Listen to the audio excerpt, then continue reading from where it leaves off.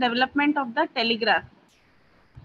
The telegraph was first introduced in England in the year 1837, and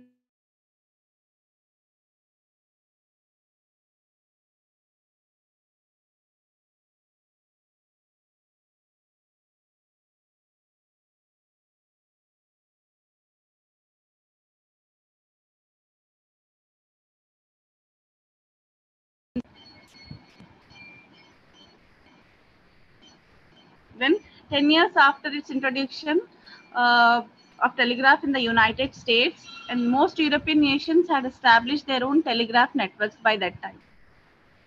So a telegraph message that was sent to a neighboring state had to be transmitted to the border first, and then transcribed, and then physically carried across the frontier, and then transmitted to its final destination via the receiving state system. So many efforts were made by individual governments that time to eliminate the time and expense created by this inefficient process, and it also resulted in a series of bilateral and multilateral agreements between the governments. So though it was not the first of these agreements, the convention that formed the Western European Telegraph Union was the a template from which the ITU or the International Telecommunication Unions have emerged. Okay, this was the basis of the emergence and the birth of ITU. Then again, in a conference held in 1865, the International Telegraph Union, which is the predecessor of today's ITU, it was created in the year 1865 when representatives of 20 European states met in Paris to coordinate and set standards for the telegraph systems in Europe. Then again, in the year 1865, again, International Telegraph Conference was established, and it established the basic principles that covered matters of administrative detail, such as interworking of equipment, then operating procedures and settlement of accounts, so on. So ITU was founded in Paris in the year 1865 as the International Telegraphic Union to coordinate and monitor the development of the telegraph, which was a new invention back then. So with the development of the other systems, particularly the wireless radio, the name was changed to its present name, that is the International Telecommunications Union. Okay, so in 1947, ITU entered into an agreement with the United Nations, UN, and then thereby became a specialized agencies for telecommunications. And then the ITU secretariat is in Geneva, and it works at various levels. And the supreme body in ITU is the Plenipotentiary Conference, which was held in the year 1947 again. And basically, through various administrative conferences, ITU makes decisions regarding its various functions and operations in various headquarters. So the four permanent organizations of ITU are the General Secretariat, then the International Frequency Registration Board, also known as the IFRB, the International Telegraph and Telephone Consultative Committee, and again the last one, the International Radio Consultative Committee. These are the four basic sub-organizations working under ITU. So clear?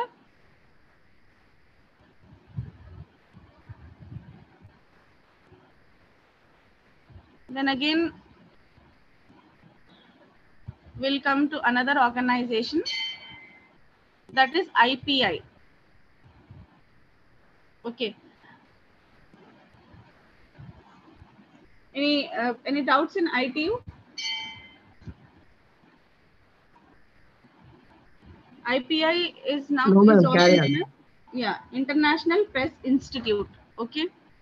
So IPI, it was founded on the belief that a free press would contribute to the creation of a better world.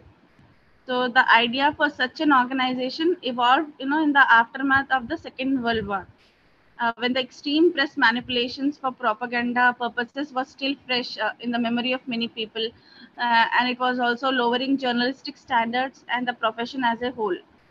So consequences of the war, increasing economic pressure, prejudices, then censorship, world inequality, turbulences in world diplomatic behaviors. It was serious. These all things seriously affected the journalistic profession, resulting in newspapers losing their credibility. So it was at this point of time that IPI came into existence. So on May 16th, 1951, the establishment of IPI was formally declared, and the first office with the original staff of 4 was set in a room on the top floor of the headquartered office in Zurich in Switzerland. So in the first decade, IPI was chiefly active in Europe and the United States. Then the Constitutional Conference it was held in Paris in the year 1951.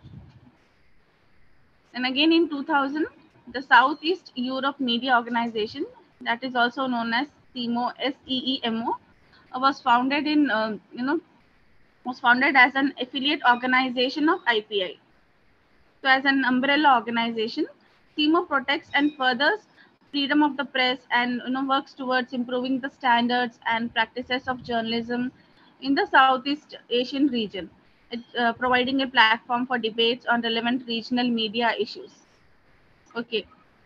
So the International Press Institute launched in October 1950 by a group of 34 editors from 15 countries meeting at Columbia University in New York. An IPI was created on the simple promise that a free press would contribute to the creation of a better world. Okay, so this was the aim of the establishment of IPI.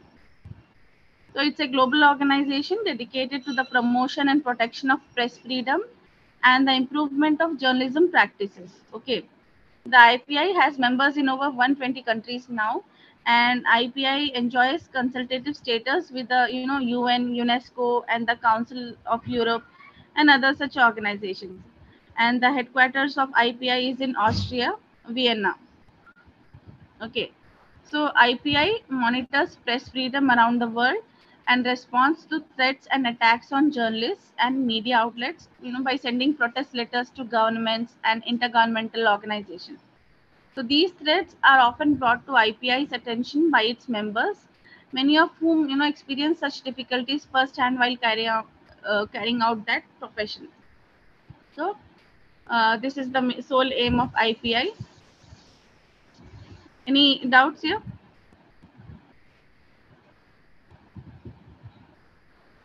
Then we'll move on to the next organization, that is IPDC. Okay.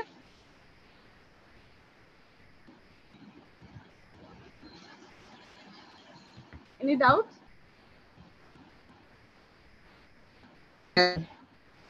Okay.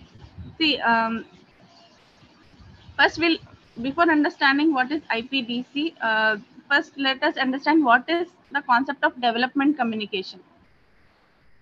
Okay, communication, is used for more than just passing on information from one person to another, right? So it is often used as a tool to facilitate the participation of people in development activities, known as development communication. So if we go by the definition, according to Everett Rogers, development communication refers to the uses to which communication are put in order to further development. Okay. So development communication has two primary roles, that is transforming role as it steps social change and a socializing role by seeking to maintain some of the established values of the society. So this is the definition of development communication.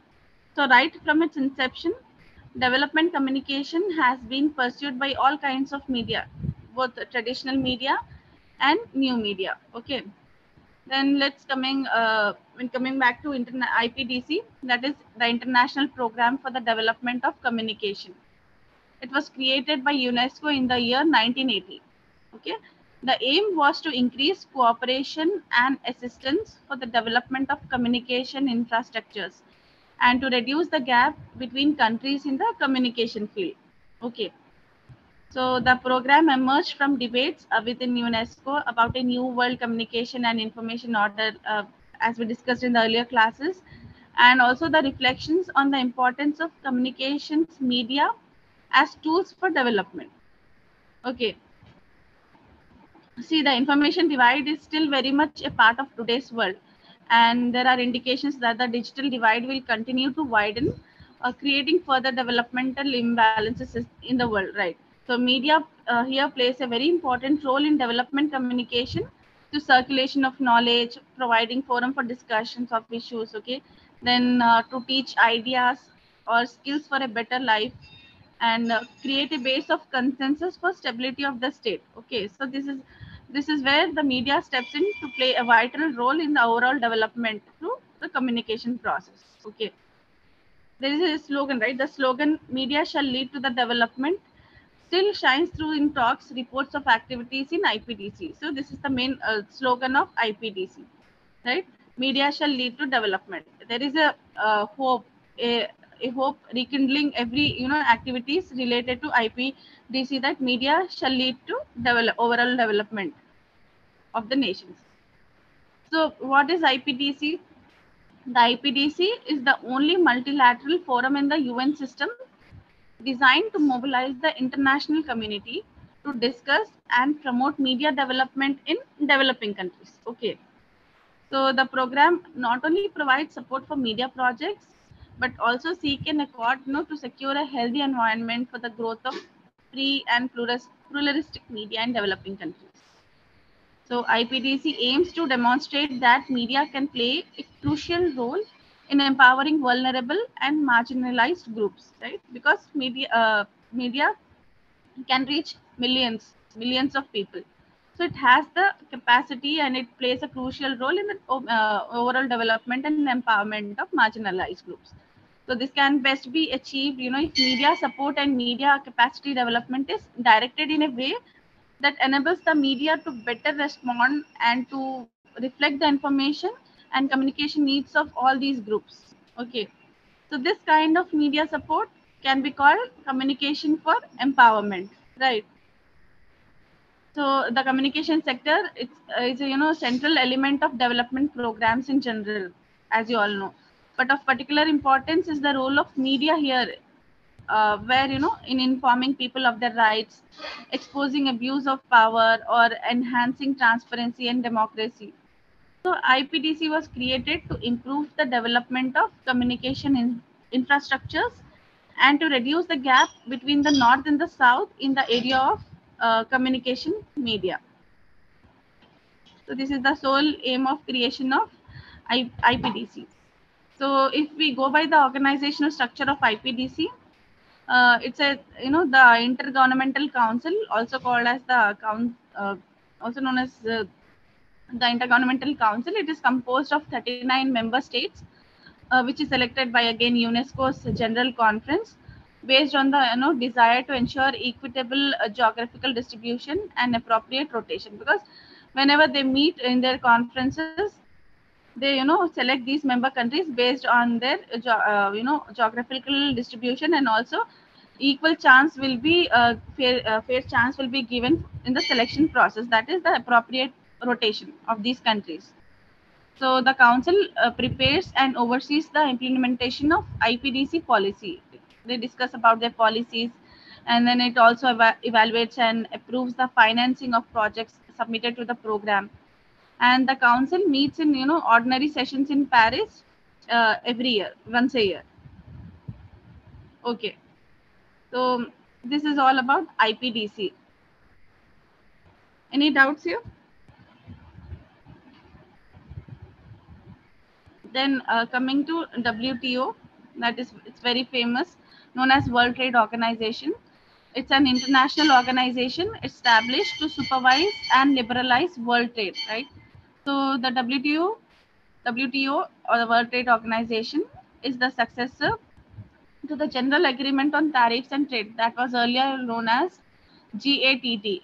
Okay, General Agreements on Tariffs and Trade, which was created in the year 1947, in the expectation that it would soon be replaced by a specialized agency of the United Nations. Okay, then again it was called as the International Trade Organization, that is ITO. See, although the ITO never materialized, the GATT, that is the Agreement on Tariffs and Trade. It liberalized world trade over the next 5 decades. So by the late 1980s, there were calls for a stronger multilateral organization to monitor trade and resolve trade disputes. Okay. So following the completion of the Uruguay round that was held in 1986 to 94 of multilateral trade negotiations, then here the World Trade Organization began operations on January 1st, 1995. Okay, so this is how WTO came into operation. See, the International Trade Organization was initially envisaged along with the IMF, that is International Monetary Fund, and the World Bank. It was the key pillars of post World War II reconstruction and economic development at that time. So again in Havana in 1948, the UN Conference on Trade and Employment concluded a draft chapter for the ITO, known as the Havana Charter at that time. So, which would have created extensive rules governing trade, investment, services, and business and employment practices. But however, the United States, they failed to ratify the agreement. Meanwhile, there was an agreement, to phase out the use of import quotas and to reduce tariffs on, merchandise trade. It was negotiated by 23 countries in Geneva in the year 1947. And again, it came into force as the GATT on, January 1st, 1948. General Agreement on Trade and Tariffs. If we discuss about GATT and WTO, GATT, which was introduced in 1994, it became an integral part of the agreement that established the WTO. So other core components, they included the General Agreements on Trade in Services, that is the GATS, GATS, which attempted to supervise and liberalize trade.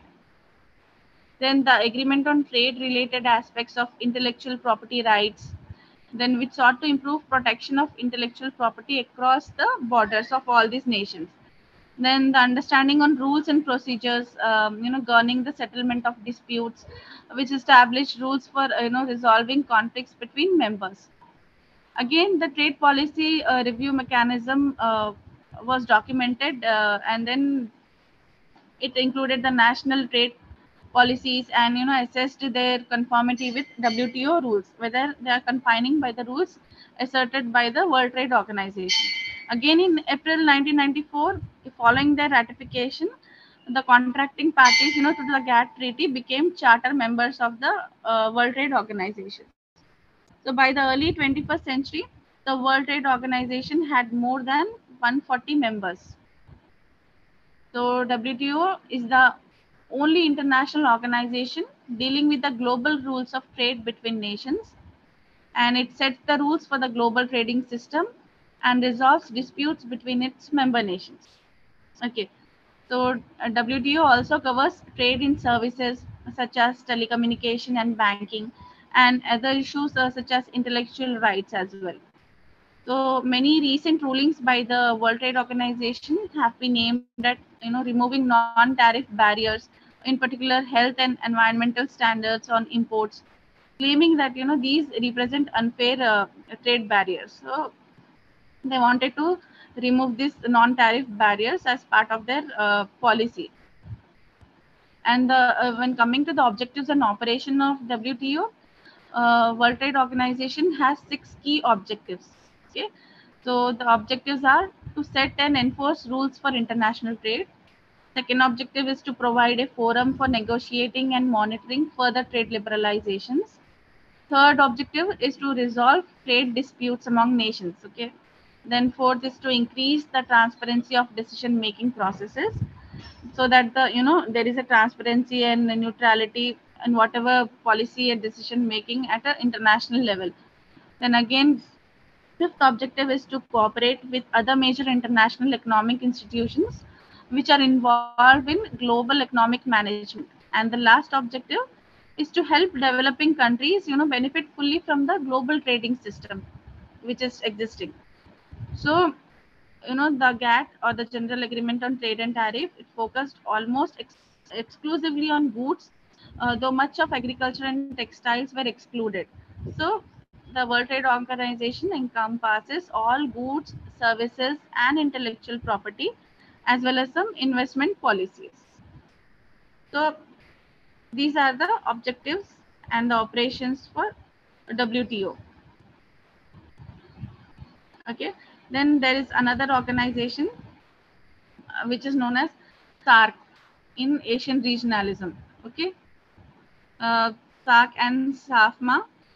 Before that, let me know if there is any doubts in all these operations of all these organizations. IPDC, IPI, ITU. What is the main objects of the topic, madam? What is the main objects? These are the international, key international organizations, media organizations. Okay, in the contribution, they play a very crucial role in promoting international communication all over the world, and their main objective is to help the developing countries in all the matters related to international communication. In, for example, these organizations were set up after the backdrop of World War II, right? So many states, many countries were devastated. So the aim of all these organizations were to help these developing nations, or the third world nations, as we say, to come to rebuild themselves and provide assistance in whatever way they can. So these were some of the organizations. They wanted to strengthen the role of media. Okay, they wanted to protect the journalists. Then WTO aim, as I discussed, was to see that there is a fair system in trading and on intellectual property rights. So all these were the main aim of these organizations. So because their role in promoting international communication is remarkable, till now they are existing and they play a very crucial role.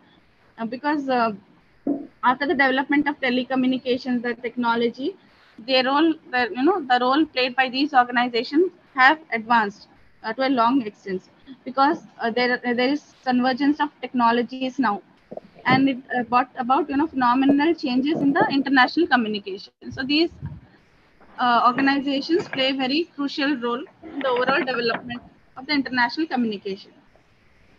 Understood?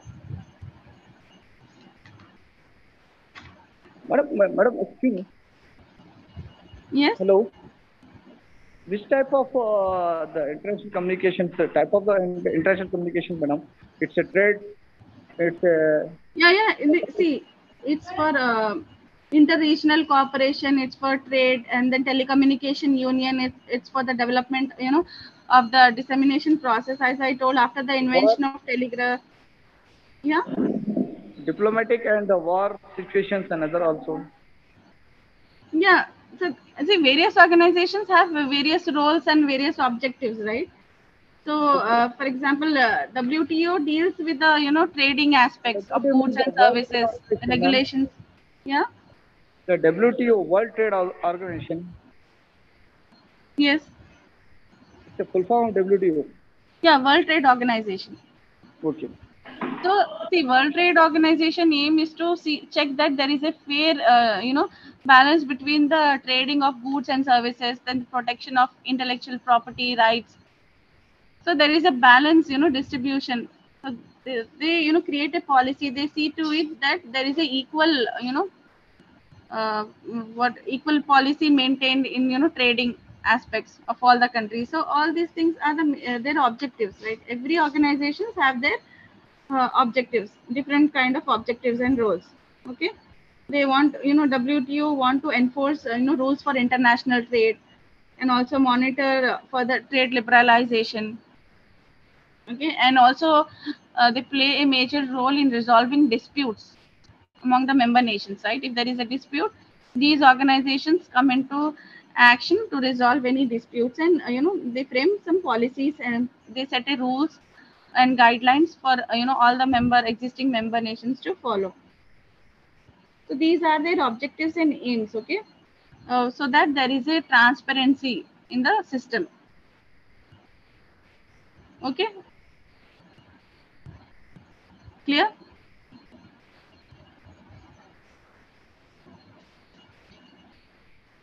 Now, another organization is International Federation of Journalists. Yeah, This yeah, is very, definitely. yeah.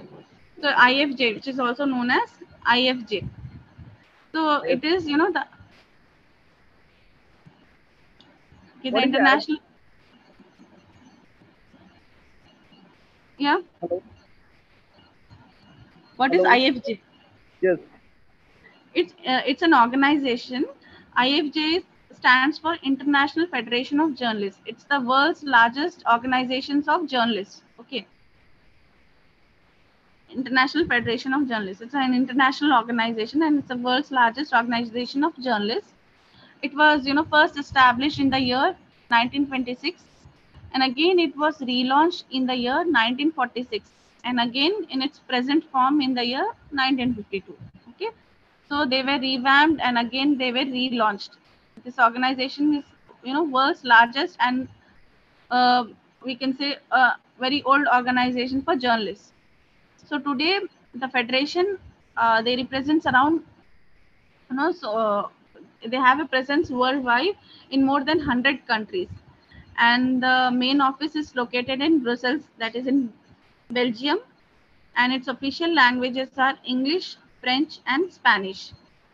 Okay, so the IFJ, or the International Federation of Journalists, is a founding member of the International Freedom of Expression Exchange. This is a, global network non-governmental organization that monitors press freedom and the free expression violations worldwide, and they defend journalists, writers, internet users, and others who are persecuted for exercising their rights to freedom of expression. So the IFJ was also a founder, in 2003, of the Media Safety Coalition, that was also known as the International News Safety Institute. Okay, this was launched in the year 2003. So, discussing about IFJ, the IFJ promotes international action to defend press freedom and social justice through strong, free, and independent trade unions of journalists. Okay, so there are different trade unions of journalists in different countries, right? So to protect the, freedom of journalists, to protect the journalists, this organization was formed, and the it's the organization that speaks for journalists within the United Nations system also, and within the international trade union movement. Okay, so this organization, the IFJ, supports journalists and their unions whenever they are fighting for their industrial and professional rights through their unions, and has established an international safety fund also to provide humanitarian aid for journalists in need. Those journalists who are stuck in, workplace, or those who have threat to their life, or who are, in dire need of aid. So these organizations provide, assistance to all these journalists who are in need. And the policy of IFJ is decided by the, Congress or the committee, which meets every 3 years, and work is carried out by the secretariat based in Brussels under the direction of an elected executive committee. Means they have a committee which is elected every 3 years. And the policy, coming to the policy of IFJ, they does not subscribe to any given political viewpoint. They are neutral, but they promotes human rights, democracy, and pluralism. Okay, this is their policy, and it is opposed to discrimination of all kinds, and they also condemn the use of media as propaganda or to promote intolerance and conflict. Okay, and the IFJ believes in freedom of political and cultural expression, and it also defends trade union and other basic human rights. Okay, so it is the organization that speaks for journalists within the, as I said, United Nations systems and within the international trade union movement. They also support journalists and their unions, okay, in whatever way they can. So in providing, funding aspect also, these organizations play a crucial role.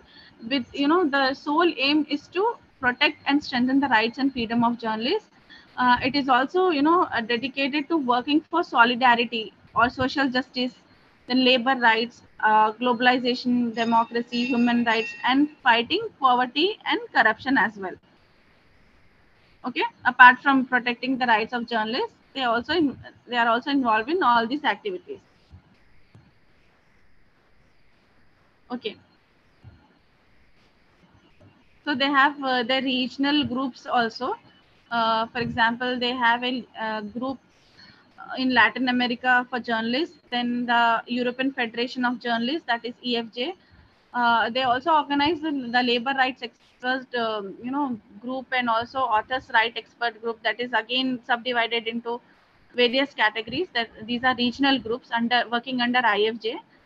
And there is also the sub-organization of Federation of African Journalists as well. They are admitted, as associate members of IFJ. So it has, regional offices in Africa, Latin America, and also at the Asia Pacific region. Okay. So, and they promote ethical journalism. So the main, IFJ document concerning journalism ethics is IFJ Declaration of Principles on the Conduct of Journalists. It was adopted in the year 1954 by the World Congress, and it was again, amended in the year 1986. So the IFJ launched the Ethical Journalism Initiative in the year 2008. It was a global campaign to defend standards and to raise awareness of the importance of quality journalism. Then furthering quality in journalism is also the aim of a study on, media diversity conducted by the Media Diversity Institute, in which the IFJ was involved. So IFJ also take parts in the research activities and the studies conducted, and they also fund all these activities which is related to safety or concerning the journalists.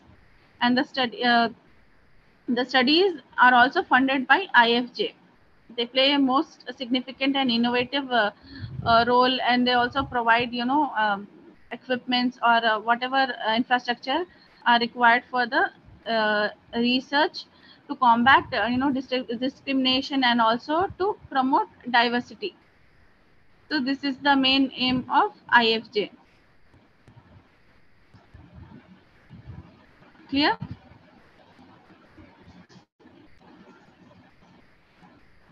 So these are some of the, organizations which are international organizations which is working for the promotion and strengthening of the international communication. Okay.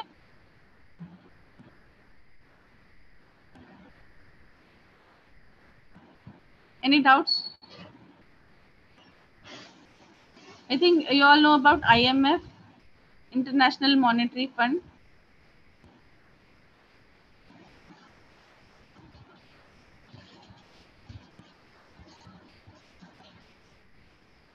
See, these are all the organizations. Let me know if you have any doubt in any organization, or you want to understand why these organizations came into existence. If you have any doubt, just unmute and ask. Otherwise, we'll move to next topic.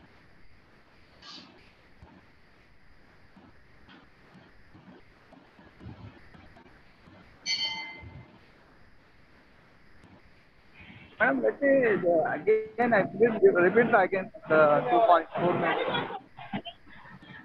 You want me Hello? to repeat which? Yeah, which one? Can you repeat the again? All the Hello? organizations? Yeah, which one you want me to repeat? Okay.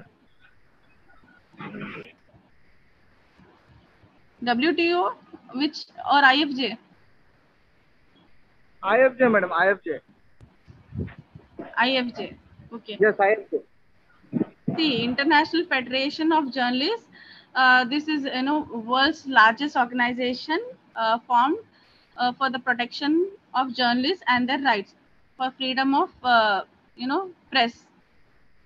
It was, relaunched 3 times. It was first established in 1926, again in 46, and again in 1952. And it has members in more than 100 countries. Okay, and its office is located in Brussels, Belgium.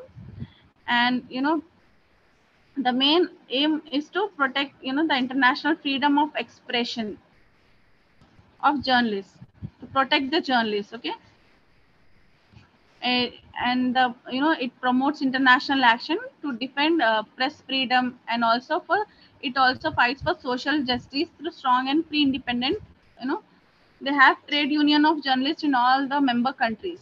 Okay, they represent the rights of the journalists to these organization, and they have a policy, you know where they are where they do not subscribe themselves to any political viewpoint. They are free from any viewpoint. They do not take stand. They are neutral, but their main sole aim is to promote human right, democracy, and pluralism.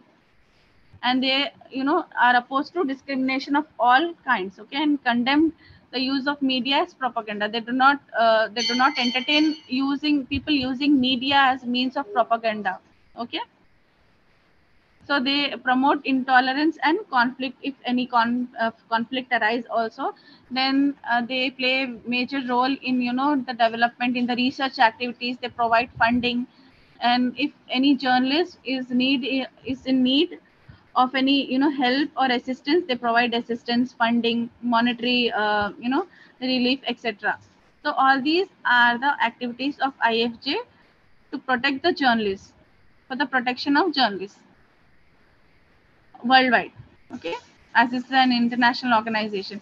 So if you have any issue, if as a journalist, if you have any issue with your right, if you feel that your right as a journalist is being exploited, or you have any threat, you can represent your your problem or your issue to IFJ, either independently or through the trade union that is established in the member country, through the trade union directly also you can approach them. So they will help resolve all these conflicts and provide a resolution. So this is the main aim of the organization, that is IFJ, to protect and strengthen the rights and freedom of journalists. Okay, clear? Any other doubt?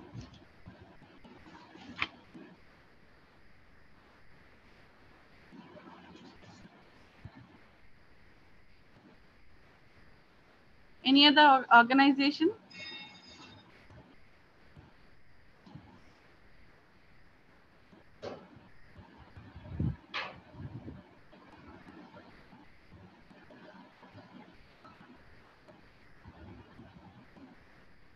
Okay, so you have heard about globalization, right? Have you heard about globalization?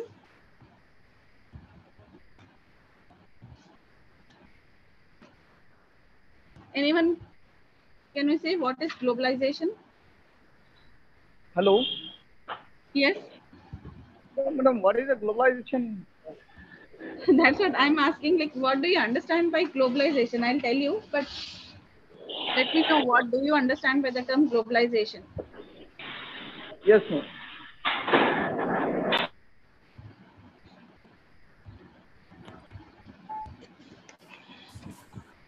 Hello, Yes. Madam. Globalization is described as an ongoing process by which regional economics, societies, and cultures. Mm-hmm. It's a globe Yeah. spanning network of communication and trade. Yes. And you have heard about the term LPG, that is liberalization, privatization, and globalization. Yes, madam. Yeah. So, what do you understand by that? How has globalization, when did it come into existence? Like, when can we see the effect of LPG or This liberalization? when Prime Minister P.V. Narasimha Rao was there, no, ma'am. Yeah. During that time, our country was in economic crisis. Actually, then he decreased the trade tariffs, and some barriers were reduced. He went to other country and increased our what we can say international trade. So, uh, what we can say trade tariffs, and that Yeah. it was Agreement. Yeah. reduced during that Mm-hmm. time. Manmohan Singh was the finance minister. Mostly it is in Um, 1993 after, I think. Yeah, post 1990. Yeah. LPG, globalization, Liberalization and liberalization, privatization. privatization. We can see its effect post 1990. It was a phenomenal year from which all the effects of globalization uh, have been seen in the world. And what are the aspects? Like globalization can be defined as the stretching of economic, political and social relationships, right? We can see the impact, right, on all these aspects, global, economical, political aspects as well, right? Apart from international law and trading, or foreign adopting foreign investments, apart from that we can see its effect on all the aspects that is related to the development of a nation, that is social activities, economic activities and political activities. Okay.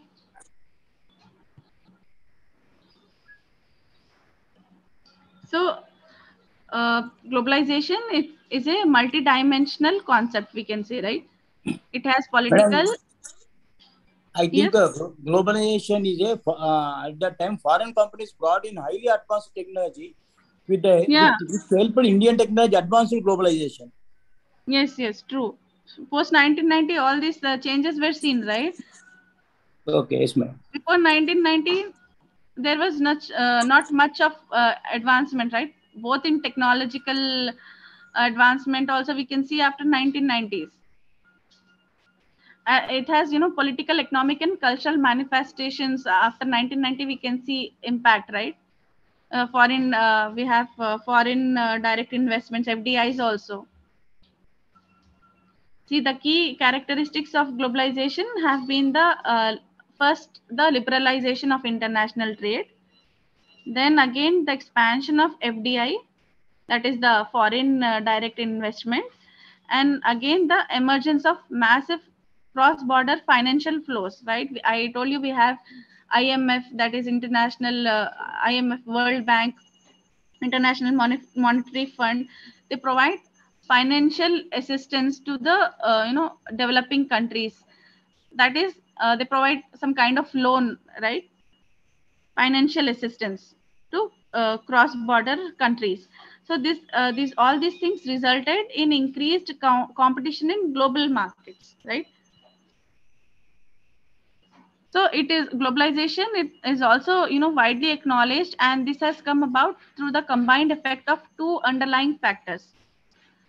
First factor is the policy decisions, to reduce national barriers to international economic transactions. Okay, the changes in the policy decisions. Earlier, the policies were, So were it's different. all of the financial also, madam, it's including. Yeah, financial aspect. Financial aspect. It plays a very crucial role here. Okay, ma'am. Okay. Financial and banking also. Yes. It globalization as a concept fundamentally deals with with the flows, right? These could be of various kinds. For example, ideas moving from one part of the world to another, then capital, shunted between two or more places, then commodities being traded across borders. These all things require financial assistance, right? Financial aspect is involved here. And we have some kind of there are students also moving in search of better livelihoods to different parts of the world. Then crucial element is the worldwide interconnectedness, that is the concept of global village, which has created and sustained as a consequence of these constant flows of all these factors. Therefore, we can say the global economic integration, that is also known as globalization, can be defined as relatively free flow of goods, services, capital, people, technology, and ideas across national borders. Right? Do you agree? Can we say globalization as free flow of goods, services, capital, people, technology, and ideas across national borders or international borders?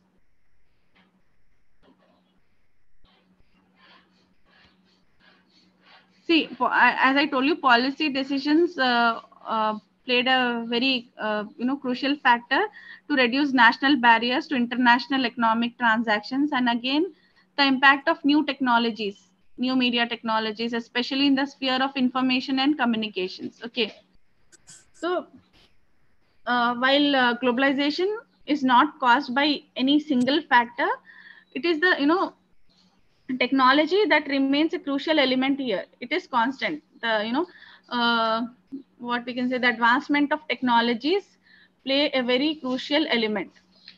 So we can't say that globalization is caused by a single factor. So there are various factors, but technology will always remain a crucial aspect here.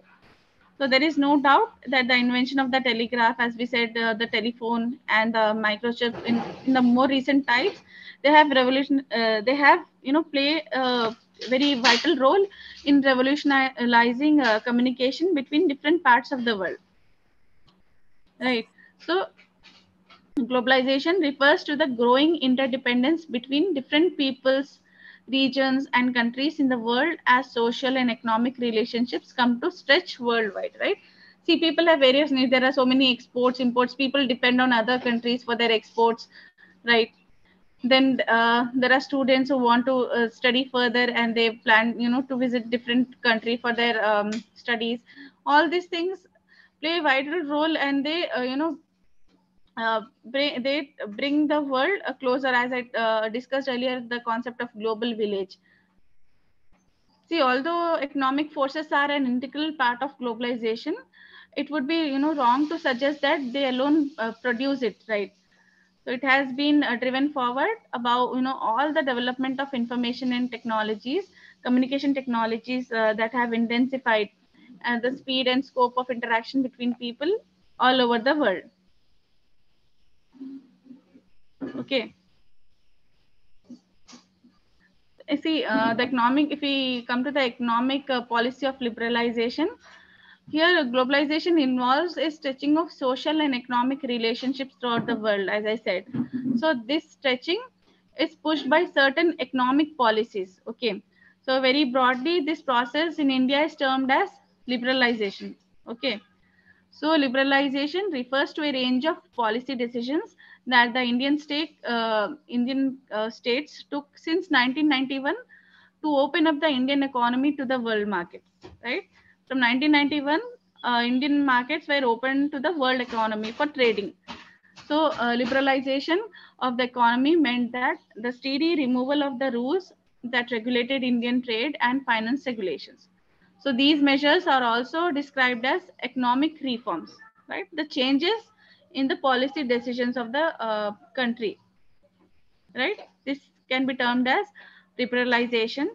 Since July 1991, the Indian economy has witnessed a series of reforms in all major sectors of the economy, like various sectors like agriculture, industry, trade, then foreign investment, and then technology or public sector and financial institutions, right? So the process of liberalization also involved the taking of loans from international institutions, institutions like the International Monetary Fund, also known as IMF. See, when the markets were open for liberalization, then we required some capital, some finances, right? So these organizations you know came into action to provide some monetary relief to all these nations, and these loans are given on certain conditions, right? For example, the government makes commitments to pursue certain kind of economic measures that involve a policy of structural adjustments, and these adjustments, they usually means cut in state expenditure on the social sectors such as health, education, and social security, so in order to waive off these loans. So what are the drivers of globalization? Like, what has driven globalization? We can say the process of globalization has been driven by the technological developments in the areas of transportation, communication, IT, and many others. Then, as Shanti said, reduced tariffs, then broadening and deepening of financial markets, then also deregulation and institutional innovations, then developments in the art and science of management, and again in the multinational companies, they are the principal instruments of the growth of globalization, the development of MNCs, right? So what are the political consequences if we talk about that? At the most simple level, globalization results in an erosion of state capacity, that is the ability of government to do what they do. So all over the world, we had this concept of welfare state, right? So the concept of welfare state is now giving way to a more minimalist state that performs certain core functions, for example, such as the maintenance of law and order and the security of its citizens. So in place of the welfare state, it is the market that becomes the prime determinant of economic and social priorities, right now. Okay. So as I said, the WTO, the World Bank, and the IMF and other financial institutions virtually they write economic policy, and they also regulate how to waive off the loan and how to distribute on what conditions. Okay. For example, if we see the political aspect, MNCs are they're taking control of developing economies, essential infrastructure, then natural resources, then minerals, water, then electricity. Then the entry and the increased role of multinational companies all over the world leads to a reduction in the capacity of governments to take decisions on their own, right? These are all governed by the MNCs from where they are operating. So in some respects, state capacity has received a boost, as a consequence of globalization. They have also enhanced technologies available in the disposal of the state to collect information about its citizens. So thus we can say that state becomes more powerful than they were earlier as the outcome of the new technologies, right? As I said, they can collect data now. uh, with the advancement of technologies, the states can collect data of their citizens, right, through survey, censorship, all these things. So if we talk about the technological aspects, the effects of the new technology, they have given a distinctive character to the current process of globalization as compared to similar episodes in the past. So the natural barriers of time and space have been vastly reduced here due to the advancement in the technology. And the cost of moving information, people, goods, and capital across the globe has fallen dramatically. Okay. While global communication is cheap and instantaneous, and they are becoming even more, the cost is becoming even more reduced now. Okay. Okay, ma'am. Any doubts with you understood the concept of globalization? Yes, See, ma'am. all these things they have vastly expanded the feasibility of economic transactions across the world. So all these things play a very crucial role in the progress of the country. The globalization play a very crucial role. Okay. Any doubts here in liberalization, globalization? The next class will discuss in detail about how globalization has impacted the international communication process. Okay, if you have any doubt, just let me know. Otherwise, see you tomorrow in the next class. Thank you, ma'am. Okay, welcome. Thank you, See you madam. then. Welcome. See you tomorrow. Thank you, ma'am. Welcome. Thank you, Okay, madam. then bye. Okay, madam. Bye. Bye. Bye, bye. Bye, madam. Bye. తిను మరి నాన్న ఎప్పుడన్నా తిన్న చూసావా నువ్వు ఆ కోపం చాలా ఎక్కువ వస్తుంది Okay, then I'm ending the